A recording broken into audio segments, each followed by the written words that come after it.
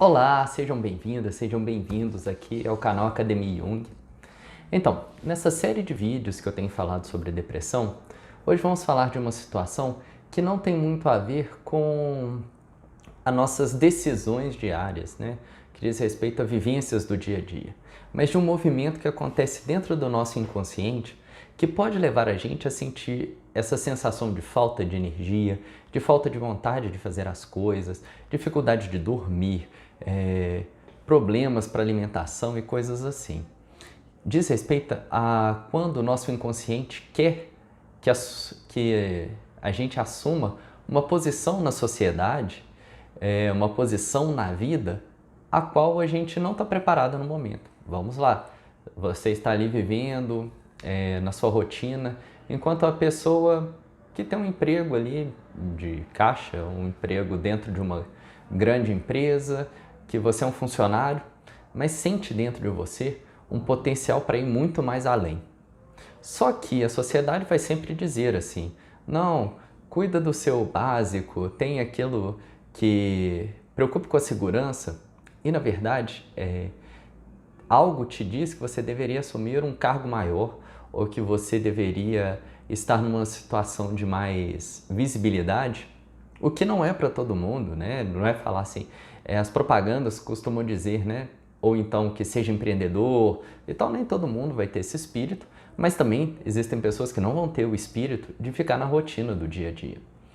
Em alguns momentos o nosso inconsciente ele nos impulsiona a ocupar esse lugar de um protagonismo na sociedade ou de uma mudança de carreira, de algo que faça mais sentido, que não aquela coisa que você está acostumado na sua rotina.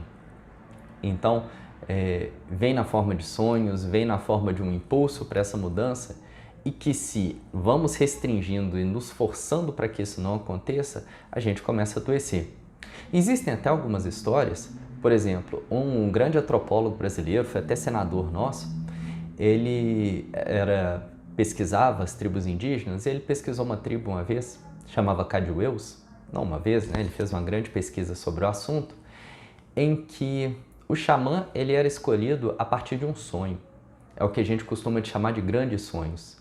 E eram sonhos que diziam respeito da coletividade. Então, quem fosse acometido por esse sonho deveria contribuir, né, compartilhar isso com toda a sua tribo, e isso faria com que a pessoa tivesse que assumir esse cargo de xamã. Assumir a posição de xamã era também ser uma das primeiras pessoas a morrer no caso de uma guerra entre tribos rivais. Então as pessoas tendiam a fugir.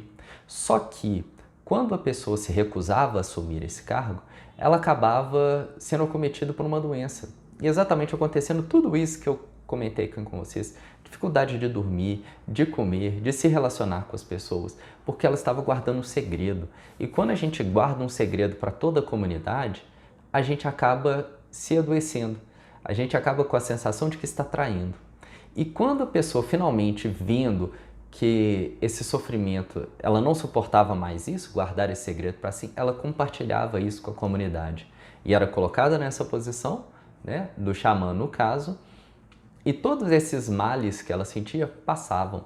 E ela conseguia assumir aquele papel para o qual ela estava, de certa forma, destinada a fazer.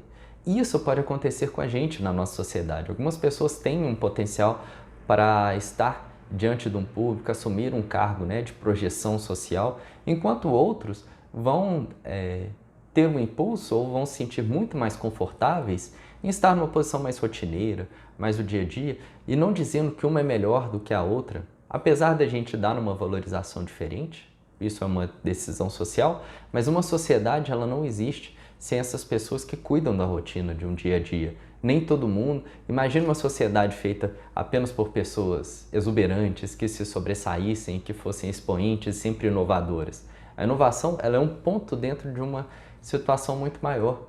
Na maior parte do tempo a gente precisa de coisas rotineiras, mas em alguns momentos algumas pessoas são chamadas a ocupar esse espaço dentro de uma sociedade. E quando ela não aceita, quando os sonhos dizem para ela para estar nesse lugar, quando ela tem a sensação de que ela precisa dessa mudança e ela se recusa, ela começa a adoecer.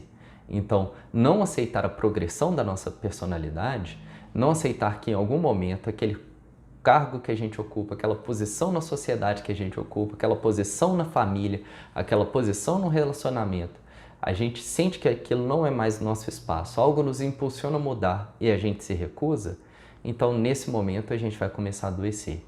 E quando a gente assume a responsabilidade por isso, assume essa posição, assume quem somos diante do mundo, a nossa vida se torna muito mais saudável.